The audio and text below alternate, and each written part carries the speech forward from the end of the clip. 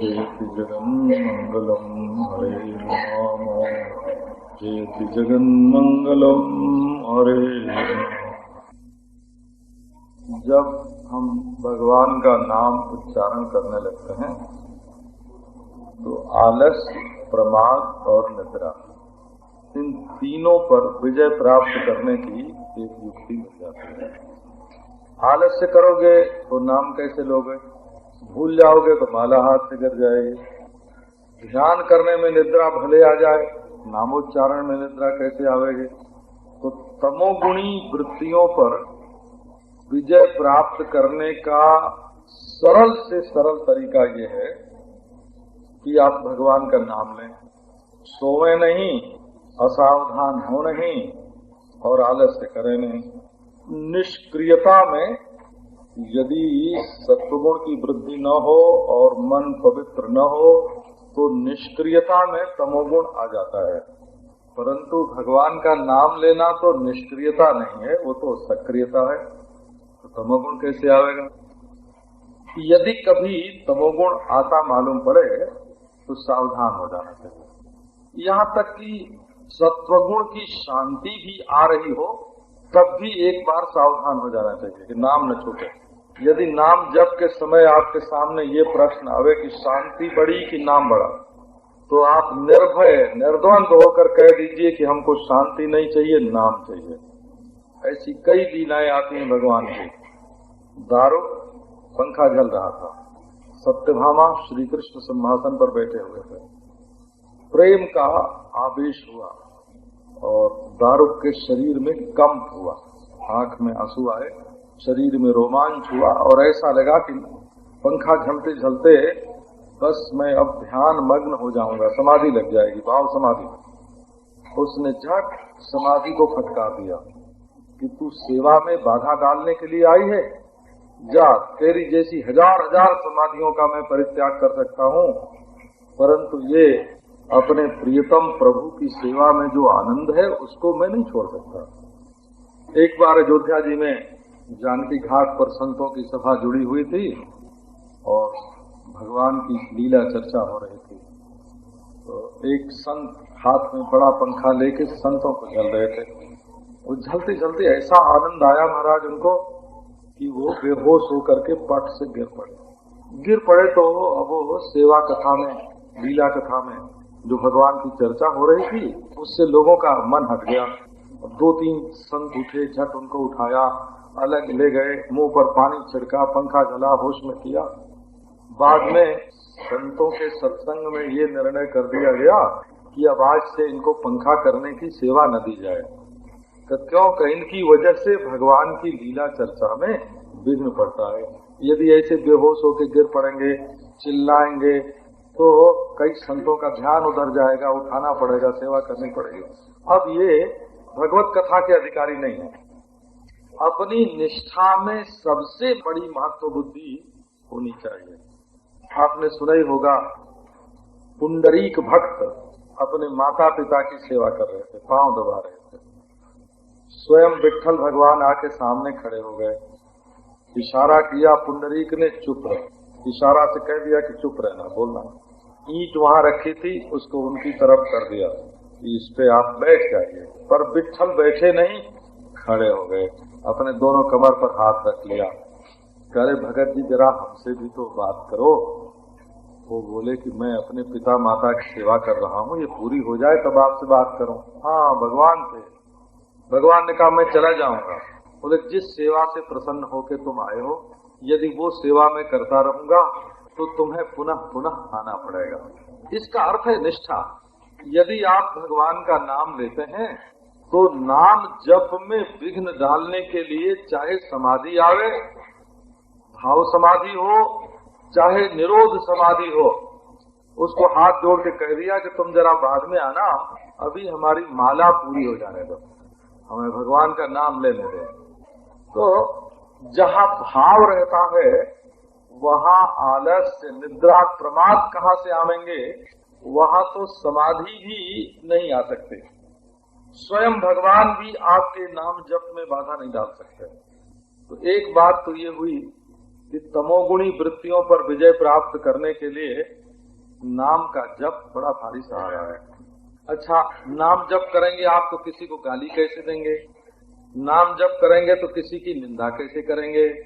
नाम जप करेंगे तो किसी की चुगली कैसे करेंगे? घंटे 2 घंटे तो आपके देखो बिना निंदा किए, बिना चुगली किए, बिना झूठ बोले, बिना संसार की चर्चा किए आपके निकल जाएंगे। अच्छा, तो हिंसा गई, चुगली गई, झूठ गया, आपके दुर्गुण छूट रहे हैं कि नहीं? नाम लेते हैं तो आपके दोष दुर्गुण छूटते हैं कि नहीं? दुर्भावना छूटती है कि नहीं? अच्छा, आप नाम ले रहे हैं तो आपका राग जो है, कई ऐसे होते हैं महाराज जो नाम भी लेते हैं और दुनिया में राग करते हैं। उनकी बात छोड़कर एक सज्जन थे तो उनका हमसे प्रेम हो गया। एक हंसी की बात आपको सुनाते हैं, बहुत पुरानी बात है। हम लोगों को ये बात पसंद नहीं आवे, हमारे मित्रों को। तो अंत में मैं कहीं बाहर गया हुआ था बहुत दूर, तो बनारस की एक गुफा में बैठ के उन्होंने अनशन प्रारंभ कर दिया कि जब तक लौट के नहीं आवेंगे, हमारी बात नहीं मानेंगे, तब तक हम इसी गुफा में बैठे रहेंगे।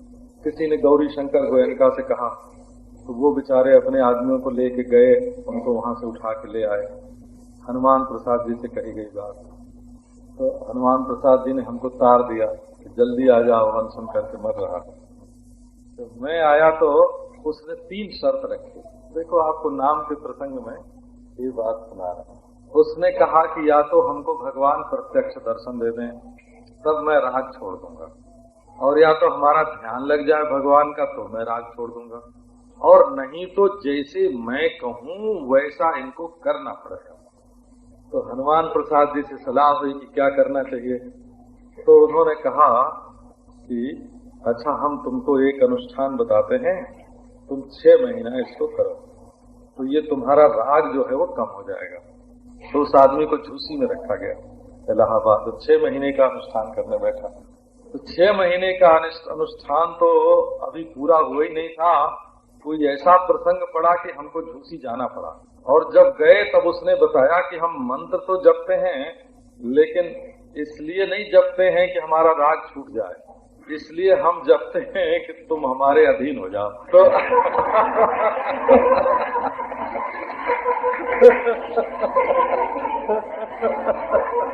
और देखो हमारे मंत्र की सफलता, बीच ही में आना पड़ा है, तो हमारा अनुष्ठान तो बिल्कुल सफल हो रहा। अच्छा, तो कई लोग राग छोड़ना चाहते नहीं हो। अब उसका अंत में क्या हुआ, अभी वो व्यक्ति है ना, उसका ब्याह हो गया, फिर अब 4-6 बच्चे हो गए, तो घर गृहस्थी में जब उसका मन लगे, ब्याह किया गया, बस उसका अंत यही हुआ कि उसका ब्याह कर दिया गया, उसकी श्रीमती जी आ गई, फिर 5-7 बरस में 5-4 बच्चे हो गए, तो उसको उधर लग गया। प्रेम तो उसका आप ही है, पर लग गया अपने काम में। तो कई लोग जो हैं, कई लोग भगवान का नाम जप करना तो चाहते हैं, परंतु राग छोड़ना नहीं चाहते हैं। भगवान के नाम जप में सबसे बड़ी बात है, सबसे बड़ी बात यह है कि जब भगवान का नाम बार बार लेंगे, अभ्यास होगा, तो संसार में जो तृष्णा है, राग है और संसारी कर्मों की ओर प्रवृत्ति है, वो छूटेगी। असल में राग से राग कटता है। जब नाम में आपका राग होगा, जैसे हीरे से हीरा कटता है, वैसे राग से ही राग कटता है। महाप्रभु चैतन्य देव तो कहा करते थे कि हाय हाय, हमारा नाम से अनुराग नहीं हुआ। वो रोते थे, कभी कभी जब उनको याद आती थी तब रोने लगते थे। नाम नामकारी बहुधा निज सर्वशक्ति तत्रार्पिता नियमिता स्मरणे न कालः एतादृशी तव कृपा भगवन ममापि दुर्दैवमीदृशमिहा जनिनानुरागा। बहुत सारे नाम बना दिए, एक नाम नहीं। और किसी स्थान में बैठ के और किसी समय में और कोई भी आदमी, क्या द्विजाति क्या शूद्र, ईश को वेश्या भी भज सकती है, भक्ति भाव में वेश्या को भी सुचिता क्या भज सकती है। जब भगवान का नाम उच्चारण हो रहा है, तो नाम से जब राग हो जाता है तो रजोगुण की निवृत्ति हो जाती है। नाम में राग होगा, नाम की क्रिया होगी तो तमोगुणी क्रिया मिट जाएगी, और नाम से जब राग होगा तब रजोगुणी भावना मिट जाएगी। और जब एकांत में बैठकर पवित्र भावना से भगवान के नाम का उच्चारण करने लगेंगे तो दूसरी वस्तुओं का मन में आना मिट जाएगा। उस समय सात्विक कर्मों में भी रुचि नहीं होती है। जब नाम के उच्चारण में रुचि होती है तो सात्विक कर्मों में भी रुचि नहीं होती है। तो तमोगुण के नाश के लिए नाम रजोगुण है, क्योंकि क्रिया है, और रजोगुण के नाश के लिए नाम सत्वगुण है, क्योंकि एकाग्रता आती है इसमें। एक ही तू ही तू, तू ही तू, तू ही तू। यही तो नाम क्या है? नाम माने यही होता है। एक महात्मा थे गंगा किनारे, वो रात के समय जब सब सो जाते तो जोर से चिल्लाते, तू ही तू, तू ही तू, तू ही तू, माने तेरे सिवाय और कोई नहीं। यही उनका महामंत्र था, तू ही तू, तू ही तू, तू ही तू।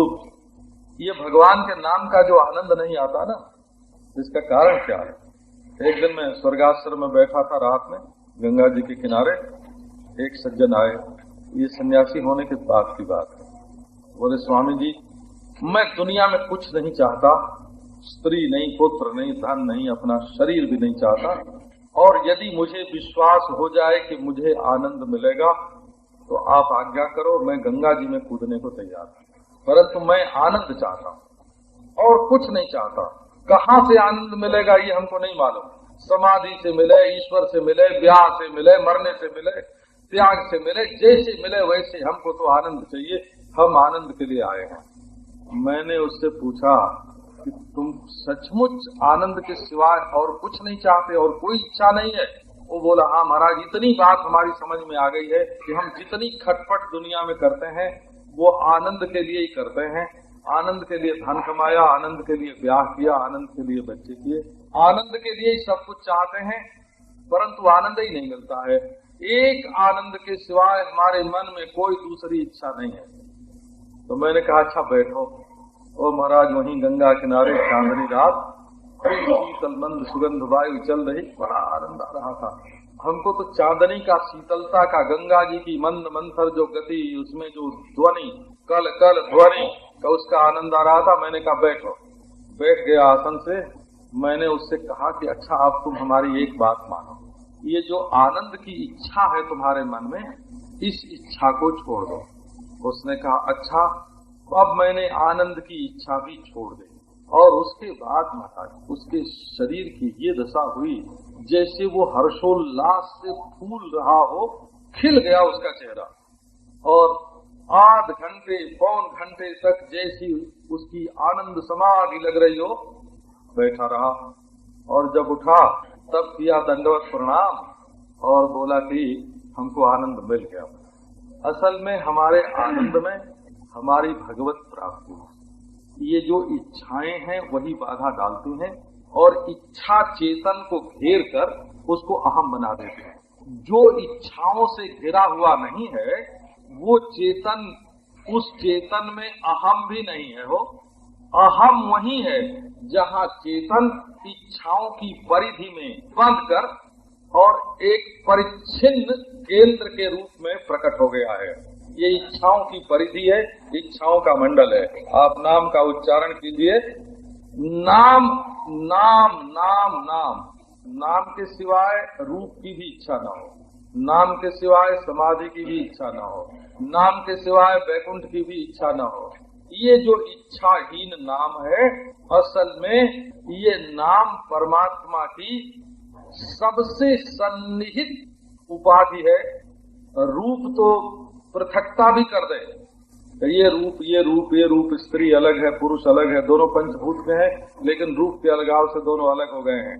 परंतु नाम जो है वो रूप के समान पृथकता की स्थापना नहीं करता। एक व्यक्ति के 2 नाम भी, 10 नाम भी हो सकते हैं। नाम नाम नाम, और देखें आप परमानंद का उदय होगा, बिल्कुल परमानंद का उदय होगा। असल में नाम ही परमानंद है। इच्छाओं के कारण जब हम नाम से कुछ पाना चाहते हैं तब वो कहता है, देखो मैं तो इनके घर में बैठा हूँ और ये दूसरे को चाह रहे हैं, तो ये हमारा तिरस्कार कर रहे हैं। बस इतनी सी बात है, केवल इतनी सी बात है कि नाम आपकी जीभ पर, नाम आपके कंठ में, नाम आपके हृदय में, नाम आपके सिर में, और आप देख रहे हैं कहाँ? देख रहे हैं 1 घंटा बाद, 6 महीना बाद, देख रहे हैं आप 1 मील 2 मील दूर, देख रहे हैं आप दूसरे की ओर, और नाम नरेश, नाम भगवान, नाम ब्रह्म आपके हृदय में बैठा हुआ है। तो ये जो एकाग्रता है, ये सत्व गुण आ गया। अब देखो, असल में नाम निर्गुण है।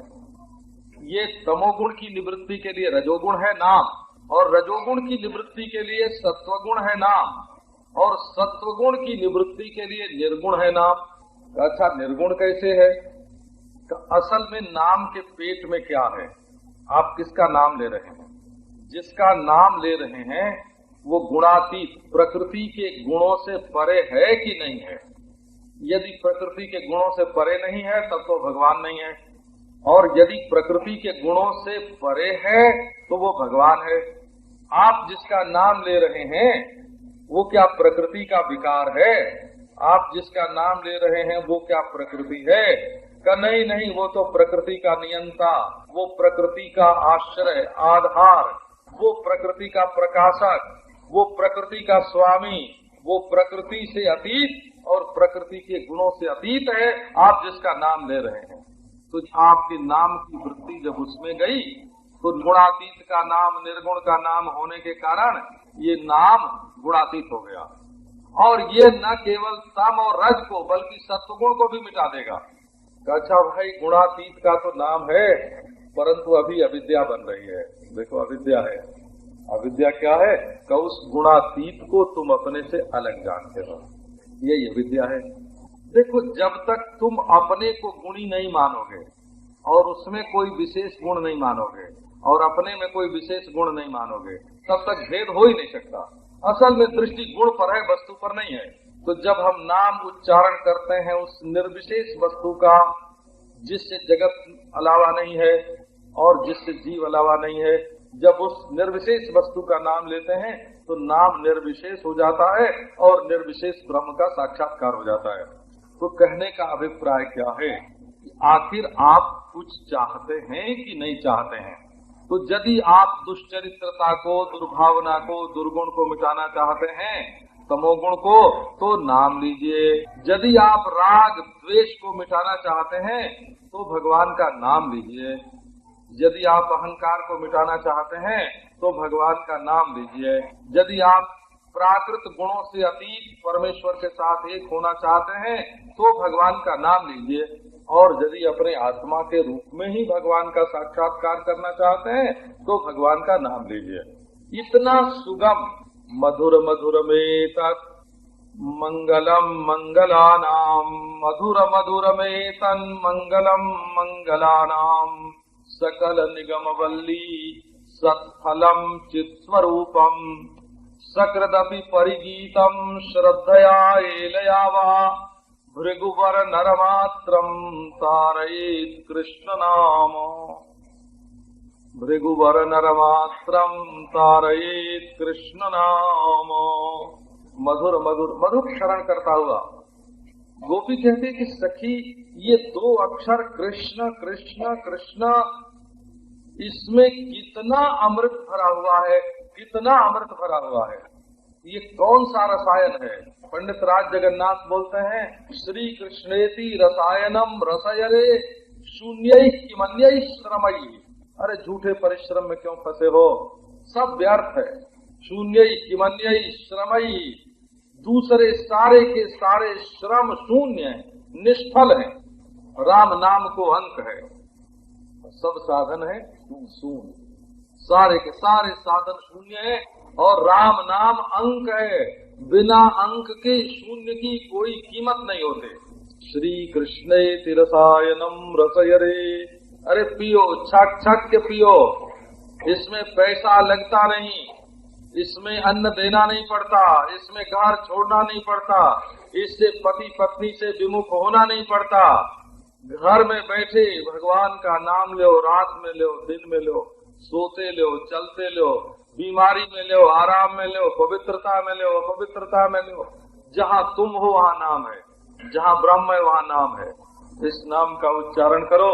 शून्य किमन्यई श्रमई, ये रसायन है तुम्हारे सब दुखों की, ये दवा है, सब शोकों की ये महौषधि है। आपको महिमा की बात सुनावें। पांचरात्र की 108 संहिताओं में से एक सात्वत संहिता है। नारायण संहिताएं 10-12 से ज्यादा मिलती नहीं है तो 108, लेकिन मिलती हैं 10-12। उसमें भी 1-2 के बारे में शंका ही है कि वो असली है कि नकली। शंका माने आप जानते होंगे, जो शम माने शांति, उसको का माने जो काट दे, कृंतति, उसका नाम शंका। शंका क्या है कि जो अपने हृदय की शांति को भंग कर दे।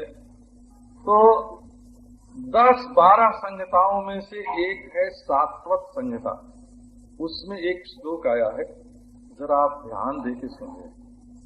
नामैकम्बा यस्य वाचि प्रविष्टम बुद्ध्यान्विष्टम कर्णरंध्रंगतम वा दग्ध्वा पापम शुद्ध सत्वात् तदेहम कृत्वा साक्षात् संविधत्ते नवद्यम। एक नाम, केवल एक नाम।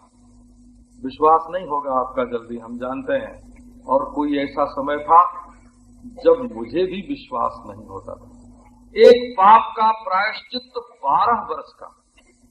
हमने पराशर स्मृति पढ़ी थी, वो गांव में जब किसी के गाय बैल वैल मर जाते थे बंधे बधाए, तो हमारे वंश के लोगों से प्रायश्चित पूछने के लिए लोग आते थे अपने गुरु से कि क्या प्रायश्चित करें। तो हमने बचपन में उसमें प्रायश्चित लिखे हुए हैं। वो खूंटे में बंधी हुई गाय मर जाए तो उसका क्या प्रायश्चित होता है, सांप काट जाए तब भी मरे तब भी प्रायश्चित होता है, मारने से मर जाए तब तो फिर पूछना ही क्या। तो वो मैंने पढ़े थे पराशर स्मृति। एक पाप का 12 महीने का प्रायश्चित। धरती पर सोवो, एक समय भोजन करो, सारे तीर्थों में घूम करके अमुक अमुक तीर्थों में प्रायश्चित करो, तब एक पाप का प्रायश्चित होता है। परंतु जब हमने नाम का महात्म्य पढ़ा, विश्वास ही न हो। नामैकम्बा यस्य वाचि प्रविष्टम, जिसकी वाणी में एक नाम प्रविष्ट हो गया, बुद्धि से जिसने एक नाम का अन्वेषण किया, अनुसंधान किया, जिसके कान में एक नाम पड़ गया, वो वाणी में आया हुआ एक नाम, वाणी में प्रविष्ट एक नाम, बुद्धि से अन्विष्ट नाम, और कर्णरंध्र में अनुविष्ट नाम, एक नाम, केवल एक नाम। जल्दी विश्वास नहीं होगा, समझ में बात नहीं आवेगी, साधारण लोग इसको नहीं मान सकते। वो केवल एक नाम, दग्ध्वा पापम शुद्ध सत्वात् तदेहम कृत्वा साक्षात् संविधत्ते नवद्यम। सारे पापों को वो एक नाम भस्म कर देता है और देह को शुद्ध सत्वात् कर देता है और अनवद्य आत्म तत्व का, निर्दोष निष्कलंक निर्मल आत्म तत्व का साक्षात्कार करा देता है। एक नाम, केवल एक नाम। अब कहो, आपको आपके पाप जो हुए हैं उन्हीं को आप देख रहे हो ना। इस क्षण के पहले, इस जन्म में या पूर्व जन्म में जो पाप हो गए हैं उन्हीं को तो आप देख रहे हो ना। हम कहते हैं आपने एक बार नाम का उच्चारण किया और वो भस्म हो गए। अब आपको विश्वास नहीं होता, आप नहीं मानते इस बात को, तो महाराज कैसे हम विश्वास करें कि हमारे सब पाप नष्ट। तो असल में आपके जितने पाप हैं वो सब आपके मन में ही तो बैठे हुए हैं ना। आपने भगवान का नाम लिया और वो ध्वस्त हो गए, नष्ट हो गए। हमको अपने बचपन की एक बात याद है। हमारे पितामह गंगा स्नान के लिए ले जाते थे, तो हम छोटे थे ना, तो हमारे कपड़े उतार के किनारे रख देते थे और हमको लगता ठंडा, तो हम छटपटाते कि हमसे नहीं नहाएंगे, नहीं नहाएंगे। तो बोलते कि देखो गंगा जी में नहाने से सब पाप मिट जाते हैं, सब दुख मिट जाते हैं, सब पाप मिट जाते हैं। तो वो एक ये बात कहते थे कि जब घर से मनुष्य चलता है गंगा स्नान के लिए पाप नष्ट होते हैं। फिर ये बताते कि देखो अब तुम आए गंगा जी में तो तुम्हारे पाप वो पेड़ के ऊपर बैठे हैं, छोड़ के तुमको भाग गए, बिल्कुल छोड़ के भाग गए पाप, वो पेड़ के ऊपर बैठे हैं। तो बोले अब फिर तो नहीं लगेंगे ना? तो बोले नहीं, जब फिर बाहर निकल के कपड़े पहनोगे तब लग जाएंगे। ऐसे बचपन की बात हो, आप इसको हंसी में मत लीजिए। आज तक के पाप, इस क्षण तक के पाप, जब आप भगवान का नाम ले रहे हैं, मन ही मन ले लीजिए एक आध बार बोला राम राम राम, कृष्ण कृष्ण कृष्ण, नारायण नारायण नारायण, शिव शिव शिव, एक आध बार आप नाम ले लीजिए। एक बार लीजिए, आधी बार लीजिए। पूरा राम न बोलिए, रा बोल लीजिए। पूरा गोविंद मत बोलिए, गो बोलिए। पूरा कृष्ण मत बोलिए, क्री बोल लीजिए, कोई अर्थ नहीं। अच्छा तो हुआ क्या कि बोले अब तक के पाप बिल्कुल नष्ट हो गए। हाँ, इस समय यदि आपको इस बात पर विश्वास न हो तो हम आपके सब पुराने पाप लेने को तैयार हैं। है ही नहीं, आप देंगे कहाँ से? है ही नहीं, देंगे कहाँ से? आप बिल्कुल निष्पाप हैं। पर एक बात है, पाप मुर्दा होके भी जिंदा हो जाता है। कब होता है जिंदा? जब यहाँ से उठकर आप फिर से पाप करेंगे, वो मुर्दा पाप भी जिंदा हो जाएगा। यदि आप ऐसी प्रतिज्ञा कर लेते हैं और ऐसी सावधानी बरत लेते हैं कि अब तक के पाप तो हमारे सारे के सारे नष्ट हो गए, भस्म हो गए, जल गए, उनकी कोई फिक्र मत कीजिए, क्योंकि आपने भगवान का नाम लिया है, राम नाम का, कृष्ण नाम का उच्चारण किया है। परंतु अब आगे के लिए पाप नहीं। राम राम कहिजे जमुहाही, तिनहिन पाप पुंज समुहाही। राम नाम अवलंबन एकू, एकमात्र भगवान का नाम अवलंबन है। गोस्वामी तुलसीदास जी ने कहा, नहीं कलि करम न भगति विवेकु। भक्ति का भी नाम है, देख लेना। हमको सिवाय गोस्वामी जी के और कोई शास्त्र में ऐसा वचन नहीं मिला है हो जो कह दे कि कलयुग में भक्ति नहीं है। बोला हाँ, ये गोस्वामी जी का क्रांतिकारी कदम है। बड़ी भारी क्रांति की बात उन्होंने की। नहीं कलि करम, बोले धर्म की तो बात छोड़ो, कर्म ही नहीं है तो धर्म कहाँ से होगा? नहीं कलि करम न भगति, भक्ति भी नहीं है जिसमें कर्म की जरूरत नहीं, पैसे की जरूरत नहीं, खाली भाव से हो जाती है, वो भक्ति भी नहीं है। और विवेक तो बड़ी दूर की चीज है। तो मनुष्य के लिए अवलंबन क्या है? राम नाम अवलंबन एकू, राम नाम का अवलंबन है। और एकू कह के और काट दिया, उसके साथ दूसरा कुछ पक्ष लगाने की जरूरत नहीं है, शर्त वर्त लगाने की जरूरत नहीं है, राम नाम का अवलंबन है। और गोस्वामी जी ने ये चौपाई जब लिखी होगी तो उनके ध्यान में ये बात जरूर रही होगी। हरेर नाम हरेर नामैव केवलम, कलौ नास्त्येव नास्त्येव नास्त्येव गतिरन्यथा।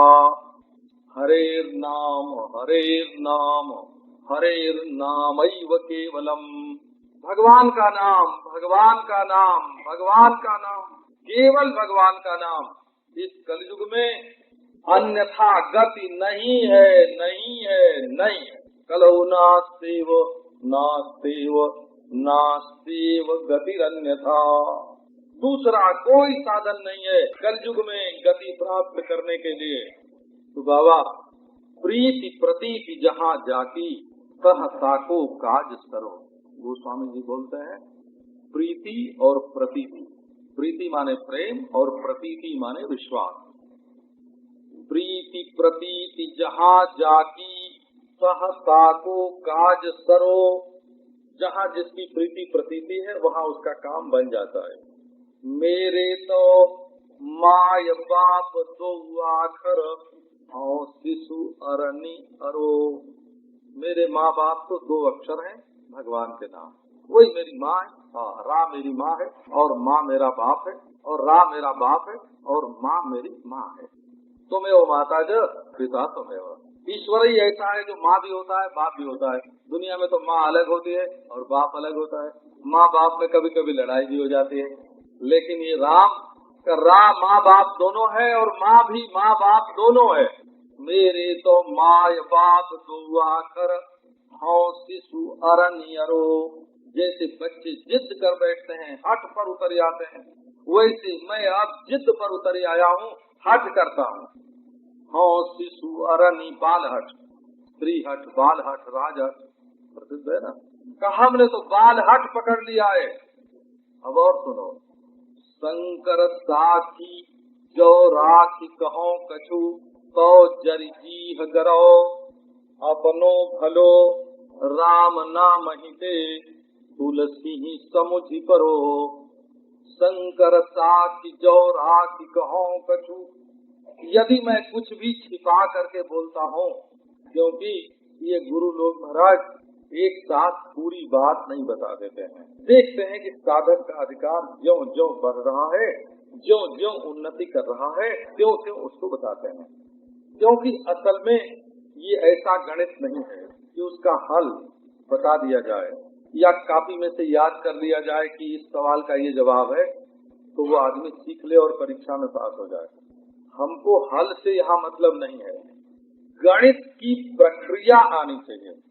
साधना का अर्थ ये होता है तुम्हें गणित करना आ जाए। सवाल का जवाब अगर एक बार गलत निकलेगा तो दूसरी बार सही निकल जाएगा, लेकिन इस सवाल का जवाब कैसे निकालना है वो गणित की प्रक्रिया आ जानी चाहिए, गणित की शैली, गणित का ढंग आ जाना चाहिए। स्कूलों में इसलिए नहीं पढ़ाया जाता कि कॉपी में से जवाब याद करके लिख दिया जाए। स्कूलों में इसलिए पढ़ाया जाता है कि वो शैली अगर वो मनुष्य सीख लेगा तो जीवन की किसी क्षेत्र में उसके द्वारा वो गणित कर सकेगा। जब गणित ही नहीं आया तो जवाब याद करने से क्या फायदा। तो देखो, राम राम तो लेना पड़ेगा, उसकी एक शैली होती है। तुम्हारा जीवन एक जगह बैठ गया, वहाँ से उठ नहीं रहा है, श्रुति विप्रतिपन्न हो गई बुद्धि, सुनते सुनते सुनते एक जगह बैठ गए तो वहाँ से ऊपर उठना चाहते ही नहीं हो। कब ब्रह्म आवे तो जहाँ हम बैठे हैं वहाँ, ईश्वर आवे तो जहाँ हम बैठे हैं वहाँ, ध्यान समाधि आवे तो जहाँ हम बैठे हैं वहाँ। उत्थान चाहिए ना, उत्तिष्ठत जागृत प्राप्य बरा निबोधत। शंकर साखी जो राखी कहो कछु तो जरि जीह गरो। भगवान शंकर साक्षी है, यदि मैं कुछ छिपा कर बोलता हूँ तो मेरी जीभ गल कर गिर जाए।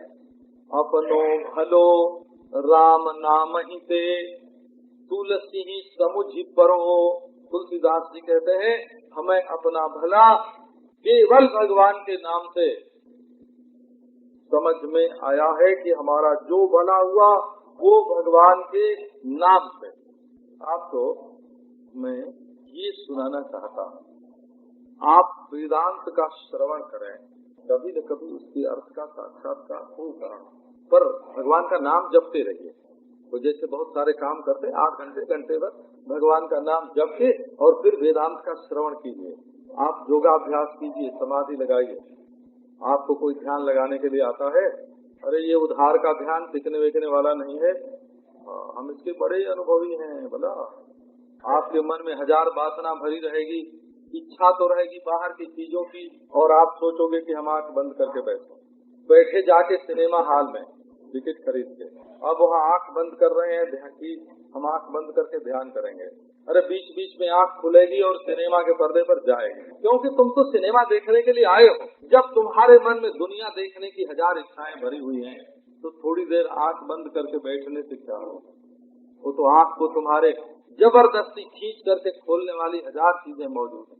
तो आप ध्यान कीजिए, पर जितनी देर ध्यान लगे उतनी देर कीजिए, न लगे तो भगवान के नाम का जप कीजिए। आप वेदांत का विचार कीजिए, जितनी देर विचार हो ठीक है, और जब न हो तो भगवान का नाम जपिए। आप संसार की वस्तुओं को चाहिए, उनके लिए प्रयत्न कीजिए, परंतु जब आपको विश्राम मिले, जब आप बस में यहाँ से वहाँ जाएं, रिक्शे में यहाँ से वहाँ जाएं, जब मोटर में यहाँ से वहाँ जाएं, तो जो खाली समय है उसमें भगवान के नाम का जप कीजिए। तो कुछ छिपा करके नहीं बोलते हैं, कोई बात इसमें गुप्त नहीं है। ये मंत्रों का मंत्र है, ये जंत्रों का यंत्र है, ये तंत्रों का तंत्र है। वो क्या है? वो है भगवान का नाम। शंकर साखी जो राखी कहो कछु तो जरि जीह गरो। अपनो भलो राम नाम हिते तुलसी ही समुझि परो। यदि कुछ छिपा कर बोलता हूँ तो शंकर भगवान साखी हैं, गवाह हैं, मैं छिपा कर नहीं बोल रहा हूँ। और यदि बोलता हूँ तो मेरी जीभ गल कर गिर जाए। मुझे अपना भला अगर कहीं दिखाई पड़ा है तो राम नाम ही ले, भगवान के नाम से। यही बात समझ में यही बात अब तक समझ में आई है। स्वाध्यायाद योग माती तो योगा स्वाध्याय मामने विष्णु पुराण में कहा गया, जब कीजिए स्वाध्याय कीजिए और चित्त वृत्ति को एकाग्र कीजिए, और चित्त वृत्ति को एकाग्र कीजिए और फिर जप कीजिए, और जप कीजिए और फिर चित्त वृत्ति को एकाग्र कीजिए। स्वाध्याय योग संपत्तिया परमात्मा प्रकाशते। स्वाध्याय और योग की संपत्ति से परमात्मा का प्रकाश होता है। स्वाध्याय माने जप। स्वाध्यायात इष्ट देवता संप्रयोग। योग दर्शन में स्वाध्याय शब्द का प्रयोग जप के लिए हो। स्वाध्यायात इष्ट देवता संप्रयोग। जपश्रांतश्चरे ध्यानम, ध्यानश्रांतश्चरे जप, जप ध्यान परिश्रांत आत्म तत्वम विचारे। स्वामी श्री योगानंद जी महाराज ने हमको बाल्यावस्था में, मैं तो बहुत बच्चा था, उनके पास जाता था, ये श्लोक हमको बताया था। जब करते करते थकान मालूम पड़े तो ध्यान करो, माला रख दो, हाथ नीचे कर दो, हाथ हृदय के सामने रखकर जब किया जाता है, हाथ को नीचे कर दो, माला रख दो, ध्यान कर लो। और जब ध्यान करते करते मन न लगे तो फिर माला उठाओ हाथ में और फिर फेरने लग जाओ। जपश्रांतश्चरे ध्यानम, ध्यानश्रांतश्चरे जपम। और एक और भी बात, अकर्तृत्व में जो स्थिति है वो केवल सांख्य के विवेक से अथवा वेदांत के आत्म विचार से होती है। तो ऐसी अवस्था में जितने भी साधन हैं उसमें कर्तृत्व रहता है। तो जब जप किया जाता है जप, तो किसी से माला रखने की जरूरत होती है कि इतना जप हो गया, इसका भाव बने।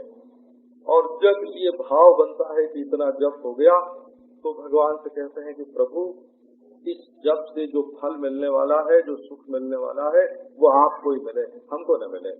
इस जप के फल से आप प्रसन्न हो, आप सुखी हो। भगवत प्रसाद सिद्ध्यर्थम।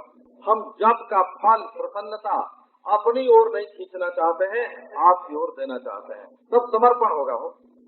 इसलिए माला रखना भी अच्छा रहता है। ये साधन भजन का एक मार्ग है। जब तत्व ज्ञान हो जाए, कर्तापना मिट जाए, तब माला रखना चाहे नहीं रखना, लेकिन तत्व ज्ञान के पूर्व जब तक कर्तापन है तब तक माला रखने से भाव संपत्ति प्राप्त होती है। हमारे श्री उड़िया बाबा जी महाराज माला का इतना आदर करते थे। हो आपको क्या सुनावे, कोई गंगा जी गया, अक्सर ऐसी घटना घटित होती रहती थी। गंगा जी गया, बालू में कहीं माला गिर पड़ी, लौट जाए, महाराज माला गिर गई। तो बोलते थे इतना दूध गंगा जी को चढ़ाओ, दूध चढ़वाते थे, इतना दूध गंगा जी को चढ़ाओ, ये व्रत करो। अच्छा, उसके बाद बहुत करके वही माला मिल जाती थी, और वो नहीं मिली तो दूसरी दे देते थे। परंतु कितना सावधान रहना चाहिए। आजकल लोग महाराज यात्रा करते हैं, बेटी तो नहीं खोती है और भगवान खो जाते हैं, माला ही रेलगाड़ी में छोड़ के चले आते हैं। तो ये असावधानी नहीं होनी चाहिए। ये भगवान का नाम, नारायण भगवान का नाम ऐसा विचित्र, इसका फल जमराज के पास नहीं है। एक पापी गया, उसने नाम का उच्चारण किया था, कोई किसी को डांटने के लिए, नाम का अपमान नहीं करने के लिए नाम लिया था। जमराज ने कहा हमारे पास तो इसका फल नहीं है। इंद्र के पास भी फल नहीं निकला, ब्रह्मा के पास फल नहीं निकला, शिव जी के पास नहीं निकला। तो चारों उसको पालकी पर बैठा करके विष्णु भगवान के पास गए। विष्णु भगवान ने उठ के उसका स्वागत किया कि ब्रह्मा शिव जिसको कंधे पर लेके आ रहे हैं वो तो बड़ा भारी भक्त होगा। उठ के उसका स्वागत किया और अपने हृदय से लगा लिया। अब शंकर जी ने पूछा, महाराज आपका एक नाम उच्चारण इसने किया, हम लोगों की पोथी पत्रे में उसका फल नहीं मिला, आपसे पूछने के लिए आए हैं, इसको क्या दिया जाए। विष्णु भगवान ने कहा मैं तो इसको मिल गया, अब मुझसे जो बड़ा फल हो उसके बारे में तुम लोग विचार करना, अब ये हमारे ही पास रहेगा, तुम लोग खाली हाथ लौट जाओ। ये भगवान का नाम हो, ये भगवान का नाम। अच्छा, अभी कल और सुनाऊंगा। तरणिरिवतिमिरराशिं जयति जगन्मंगलम् हरेर्नाम, जयति जगन्मंगलम्।